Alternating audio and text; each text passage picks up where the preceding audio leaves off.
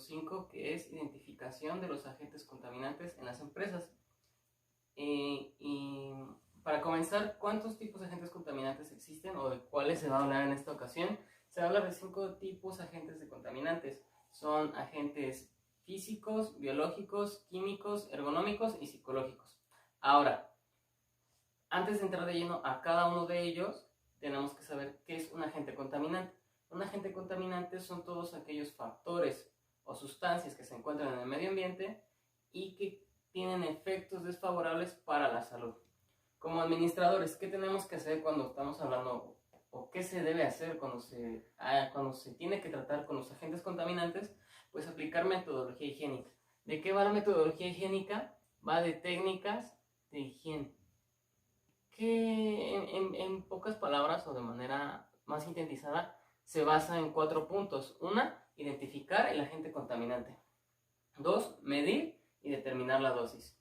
3, evaluar. Y el 4, adoptar medidas de control.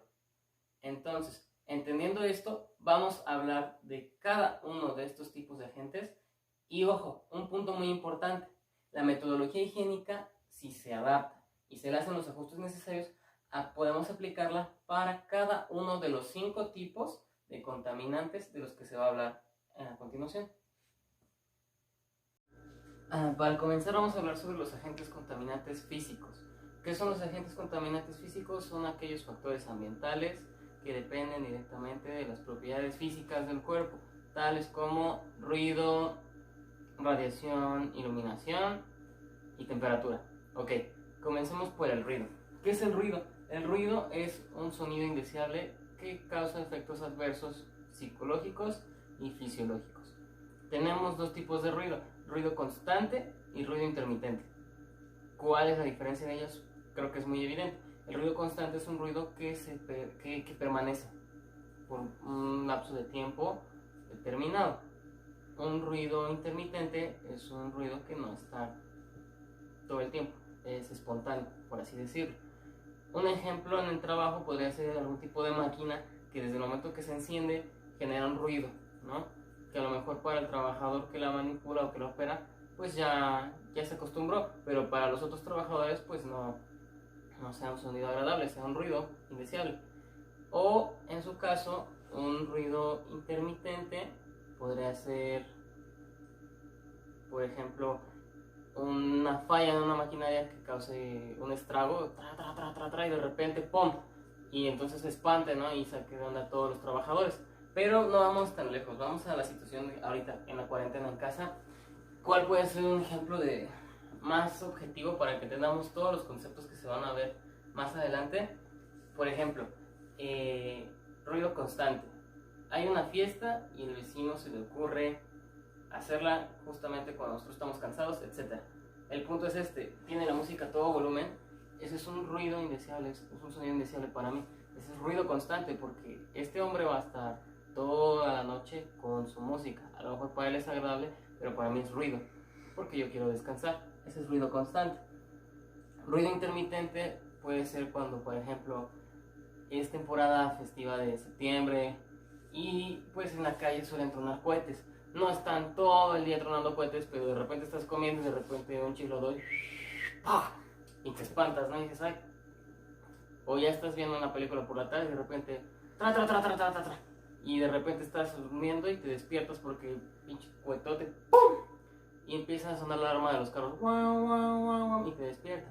Entonces, ese es un ejemplo de ruido constante y uno de ruido intermitente. Ahora bien, ¿qué puede causar o cuáles son los efectos físicos y psicológicos que afectan?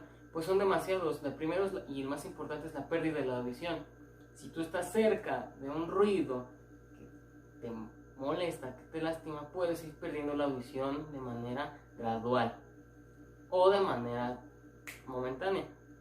Pero bueno, aparte de la pérdida de la audición, hay cosas como dolores de cabeza, mareos, que se te suba la presión, insomnio, que pierdas el sueño, que no puedas descansar, que te estrese el ruido, y en el peor de los casos, o el más común, es que no te puedas concentrar. Simplemente el escuchar ruido, hay personas que pueden concentrarse y otras personas que no podemos concentrarnos.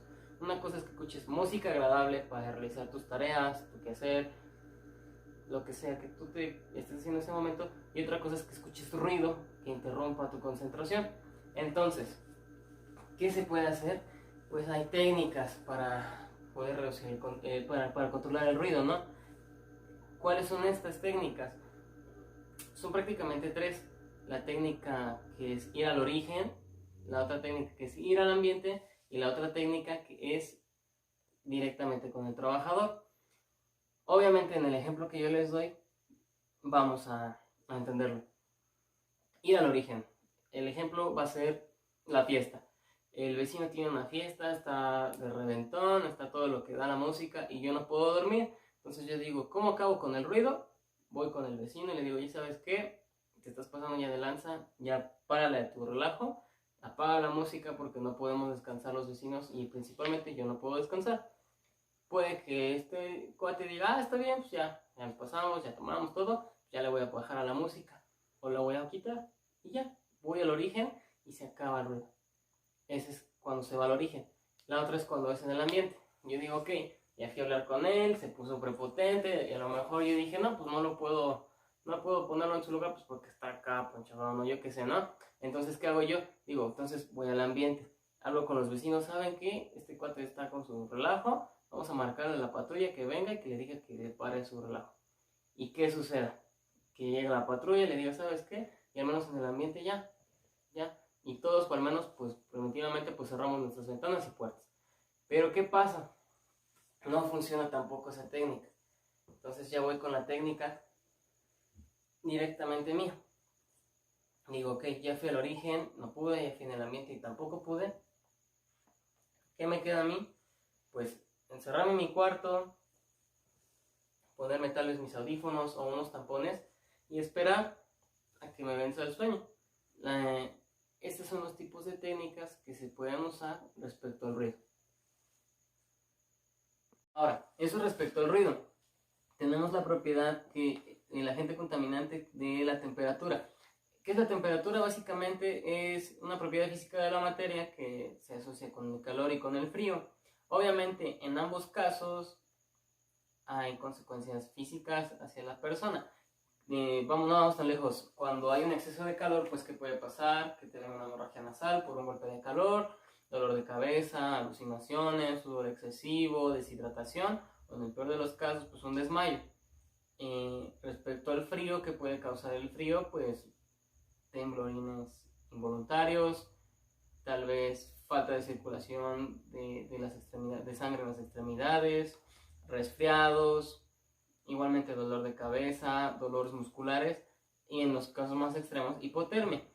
Obviamente, un ejemplo en la casa, ahora que estamos en casa en cuarentena, un ejemplo muy práctico es cuando estamos en casa y estamos cocinando, pues ¿qué contaminante puede haber? Que empieza a salir el humo, ¿no? Y se empieza a llenar la casa de humo. Es tan fácil como que prendamos la campana de la estufa y empiece a absorber todo ese humo, o abramos las ventanas, o abramos la puerta y todo eso se empieza a ir. O en el caso de que haga mucho frío, pues no nos vamos a esperar a que me den hipotermia. Obviamente, si empiezas a sentir frío, te abrigas, te pones bufanda, te pones guantes, te pones un pants cómodo, unos zapatos que te calienten, unas pantuflas y te haces un café o un té.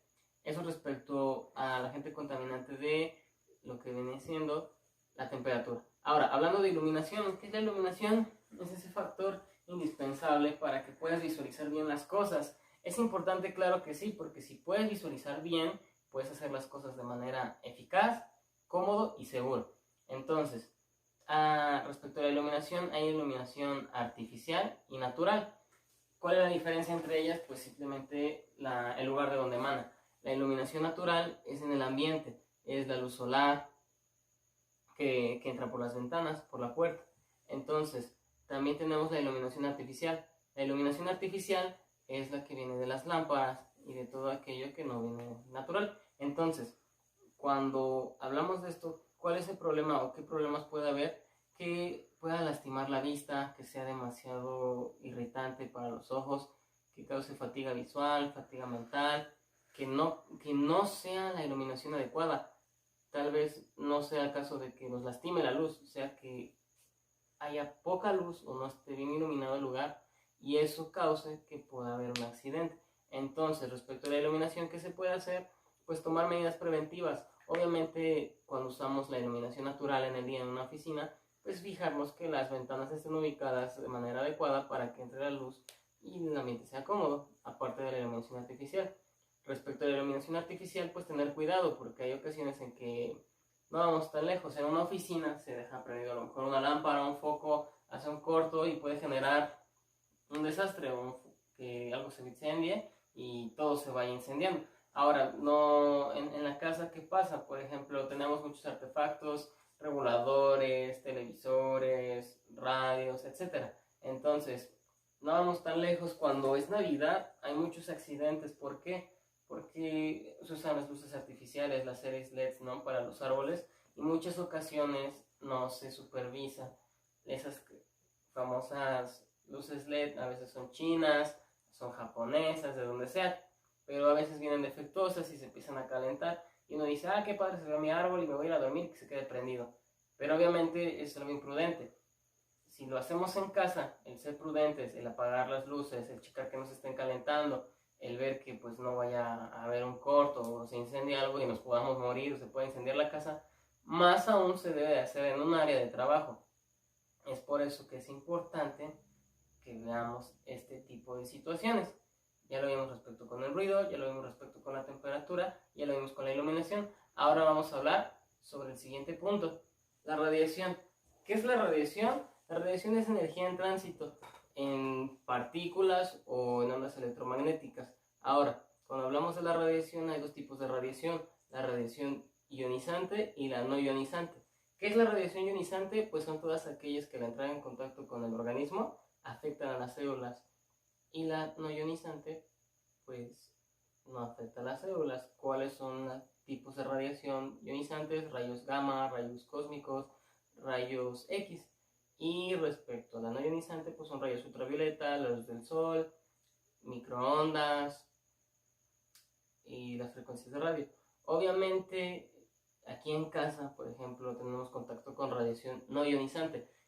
¿Cuál? Pues el microondas es el más claro, la señal de radio, todo eso no afecta que haya contacto con el organismo.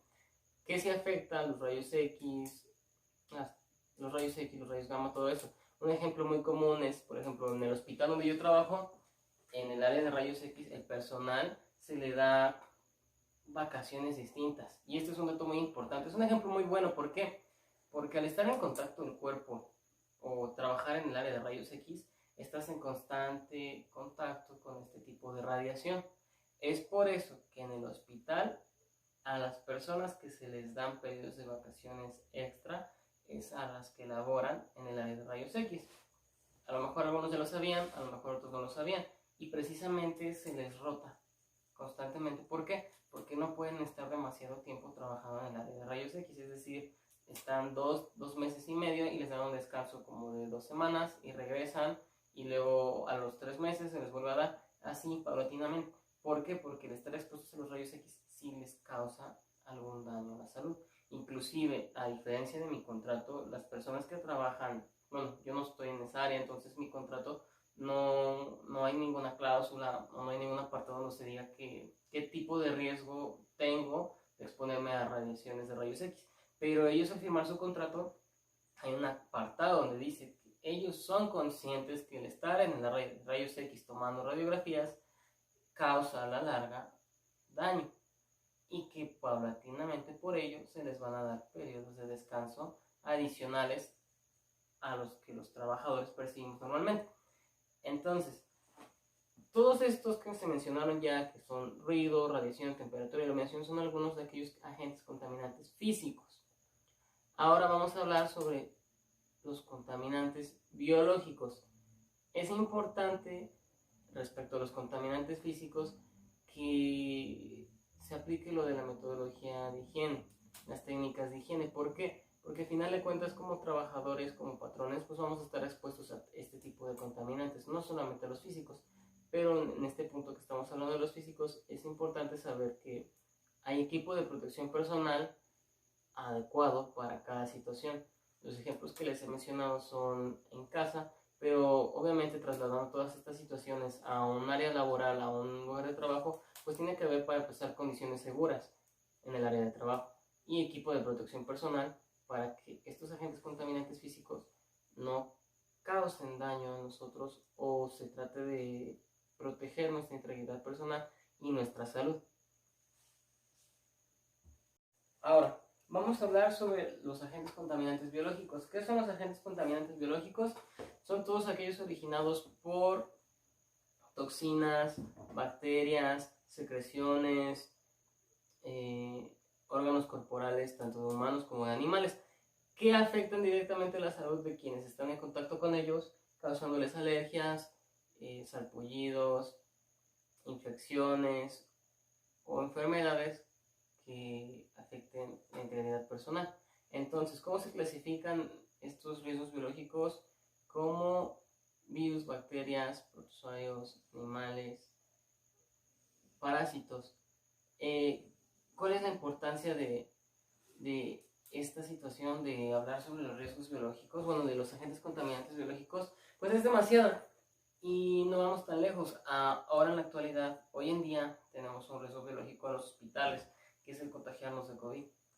Es por eso que en todos estos lugares que son, pues que hay una alta probabilidad de adquirir un agente contaminante biológico o estar expuesto a uno de ellos, se tienen que tomar medidas importantes. ¿Por qué? Porque obviamente hay, por ejemplo, laboratorios. En los laboratorios se toman muestras de sangre todos los días, todos los días, de pacientes con muchos padecimientos. Entonces, quienes manipulan ese tipo de material y quienes lo extraen, por ejemplo, en la sangre, tienen que tener medidas de precaución, como usar guantes y cubrebocas, ¿no? Para empezar, puede ser que se trate de una persona que tenga, por ejemplo, VIH. El tener VIH no es una condición que no hablamos o no uso este ejemplo como de manera discriminativa, es de manera didáctica, educativa. ¿Por qué? Porque hay ocasiones en que si la persona que está extrayendo la prueba de sangre, una persona que tiene VIH, no tiene el cuidado adecuado, puede picarse, puede infectarse del virus por un descuido. Es por eso que tiene que usar ropa de manga larga, que tiene que usar guantes, que tiene que usar cubrebocas. Ahora, en los laboratorios hay refrigeradores para meter las muestras y todo esto, y cuando se meten al procesador y cuando las meten a la máquina para ver los resultados y todo, y ver las gasometrías, las biometrías hemáticas y todo este tipo de situaciones que se toman en los hospitales, también hay manejos adecuados. Entonces, los riesgos biológicos pues sí son importantes de mencionar más, porque hoy en día estamos expuestos toda la población. No quiere decir que antes no los tuviéramos, pero ahora la situación está delicada. Y respecto a los riesgos biológicos, en los hospitales también se manejan varias medidas para tratarlo. Lavarse las manos, el uso de cubrebocas, el uso del equipo de protección adecuado. Y ahora con lo del COVID, pues se usa un traje especial por parte de los médicos. Pero ¿a qué voy con esto? Al hablar de los riesgos biológicos, más que saber identificarlos, hay que saber cómo prevenirlos. También se toman medidas administrativas para hablar sobre los agentes biológicos. En ocasiones, al menos en mi trabajo, cuando empezó la situación del COVID, que no es algo que estaba previsto, una pandemia aquí en la Ciudad de México, las medidas preventivas administrativas que se tomaron fue, por ejemplo, reducir el personal, pero no de manera de despedirlos, sino en el sentido de rotarlos.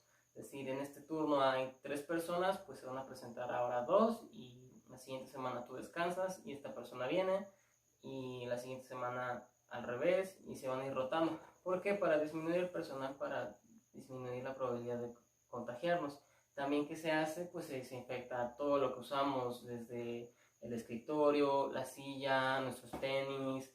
La ropa que tenemos que llevar es ropa quirúrgica. Yo no puedo ir con ropa así, tengo que llevar ropa quirúrgica como médico o como enfermero. Tengo que llevar mis lentes, si no llevo mis lentes, goggles, la careta, el cubrebocas, los guantes, inclusive estas cositas que usamos, que son las plumas, los lapiceros, todas estas cosas, los marcatextos, todo se tiene que desinfectar. ¿Por qué? Porque podemos correr el contagio, porque hay muchas maneras de contagiarnos, y ese es el siguiente punto del que vamos a hablar. al hablar del contagio o de los riesgos biológicos pueden entrar de maneras distintas. Son 4. Uno es vía digestiva, es decir, que comamos algo que está pues contaminado, que damos una enfermedad. Es vía respiratoria también, a través de la nariz y de la boca, que respiremos alguna bacteria que nos cause daño. También está la otra situación que es vía cutánea, tocando las cosas. Cuando tú tocas algo y cortas eso, entonces a través de tu piel, de que transpires o de que te toques la cara y por los ojos puedas adquirir algo. Y la otra es la situación donde te pique algo, te muerda un animal que está contagiado, tengas una herida y tengas contacto con algo. A lo mejor puede parecer exagerado, ¿no? Puedes decir, ¿cómo crees que por una herida que yo me hice en el dedo voy a estar propenso a este tipo de contaminante biológico? Pues claro que sí. En el hospital ha sucedido el caso que les comentaba, que hay chicos que son residentes, que son médicos residentes, son descuidados, no toman las medidas de precaución que se les dan. Y hubo un caso, yo recuerdo, de una chica que sacó una prueba a un paciente de VIH y ella, por estar en el celular y estar jugando, se tropezó y no cerró la jeringa, e inclusive ni siquiera lo había vaciado en el tubo para la biometría hemática, y se picó y parte del contenido se vertió en su corriente sanguínea, y pues lamentablemente pues también se infectó de VIH, ¿no?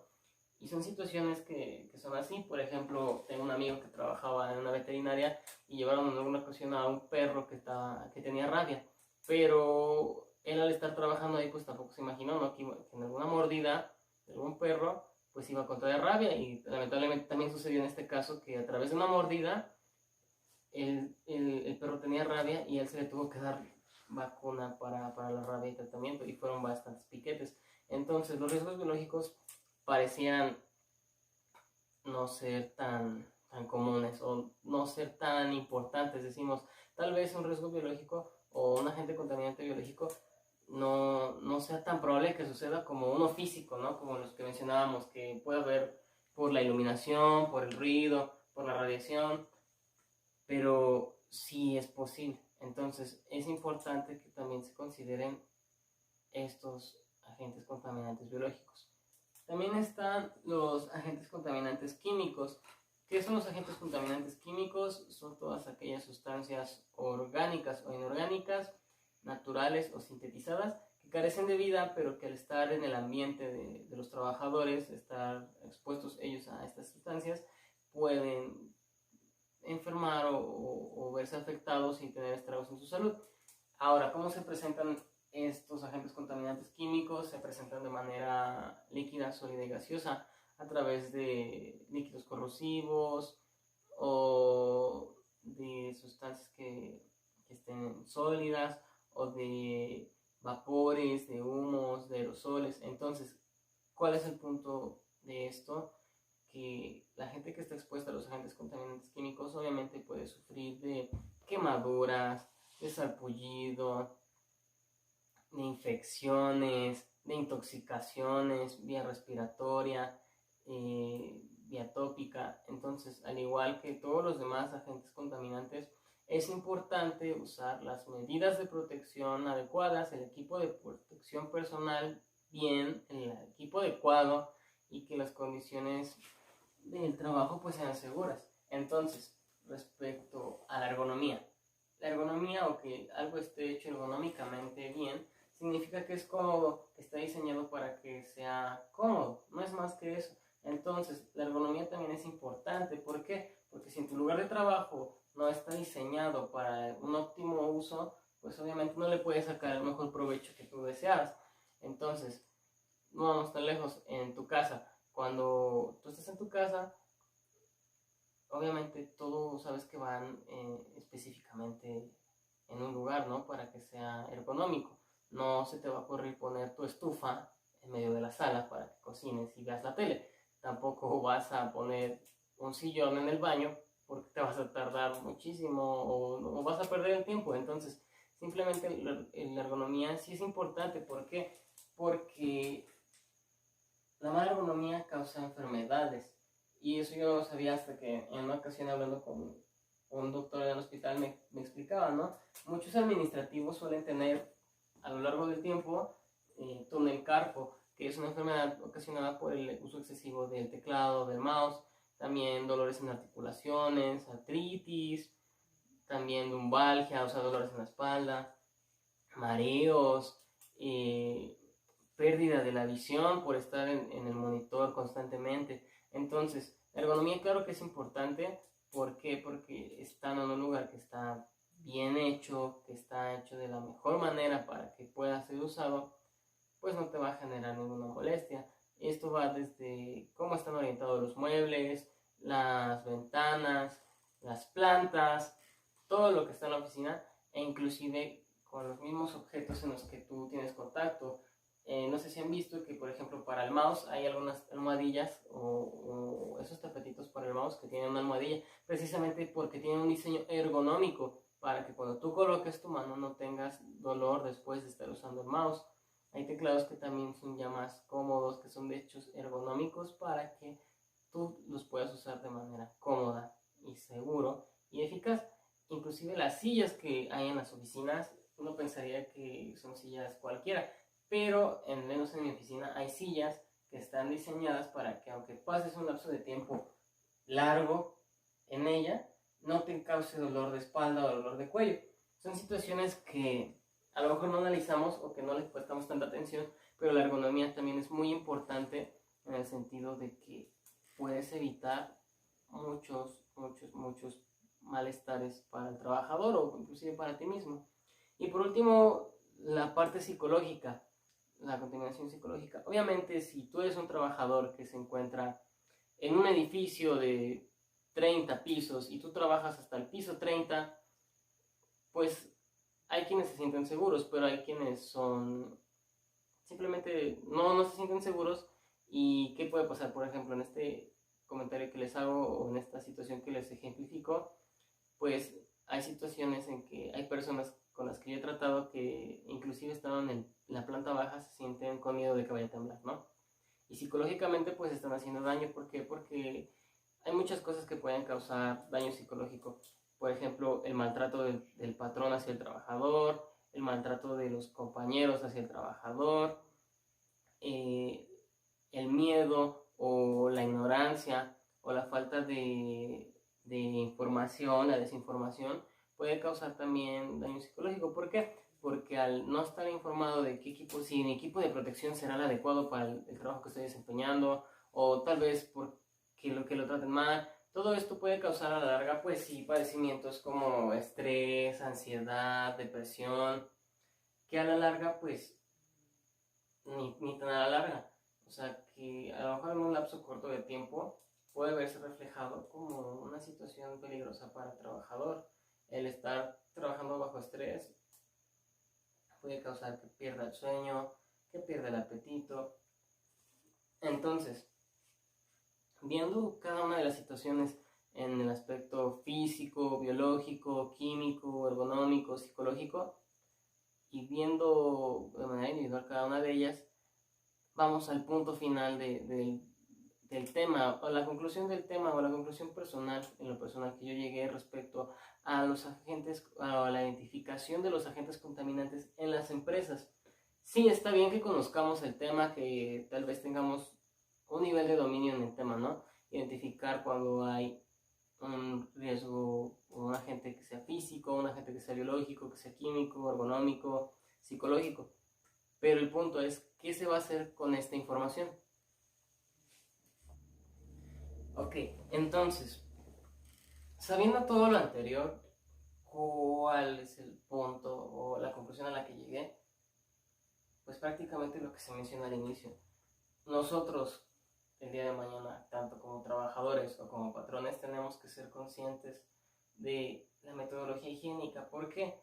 Porque, pues básicamente, vimos los 4 pasos, lo que era identificar los contaminantes, medir y determinar las dosis, evaluar los factores y adoptar medidas de control.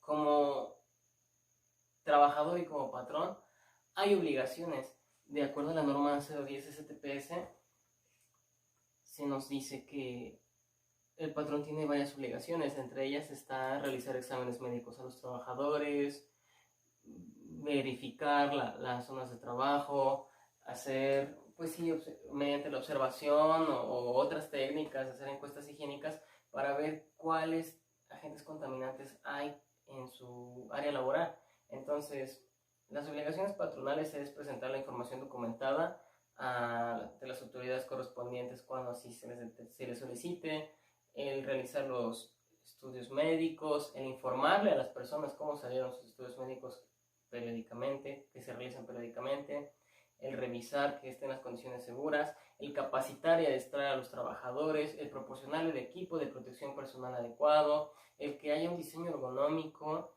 el encargarse de cubrir todas estas situaciones es obligación del patrón. Pero como trabajador también hay varias obligaciones. El trabajador está obligado a acudir a las capacitaciones y adiestramientos, a usar el equipo de protección personal dentro del área de trabajo correspondiente en el horario que está establecido, el mantener el equipo de protección personal, el de limpiar y mantener con adecuada limpieza su área de trabajo, el no hacer uso incorrecto de la maquinaria o de su equipo de trabajo, el de si observa alguna gente que sea peligroso, informarlo.